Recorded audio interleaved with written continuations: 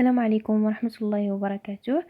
اليوم جبت لكم 10 الفوائد الجمالية والصحية لزيت جوز الهند أو الكوكو. كما كتعرفوا بأن جوز الهند عنده عدة مزايا صحية وجمالية يمكننا نستعملوه في عدة استعمالات، واليوم غادي أولا يمكن نستعملوه كمساج تشققات بطن المرأة الحامل، ومن الأحسن قبل الولادة حيث يساعد على اختفاء هذه الترهلات والتشققات. ثانيا يمكننا نستعملوه في ترطيب الشفتين، حيث يساعد على ترطيب وإزالة القشور، فهو فعال جدا.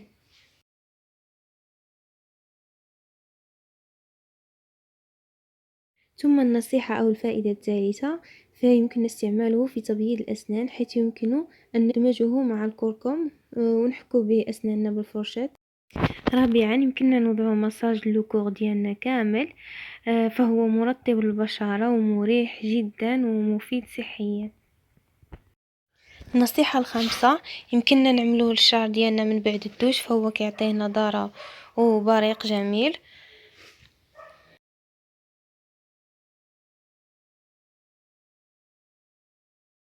النصيحة السادسة، يمكننا نستعملوه في ترطيب اليدين ونعملوه كقوماج مع القهوة، فهو كيعطي اليدين بريق ونضارة.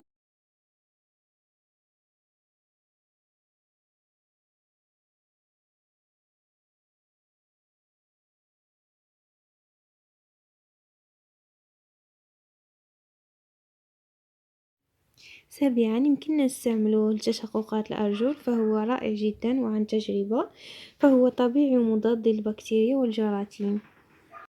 كما أنه كذلك يقلل من الشعور بالحكة بسبب لسعات الناموس.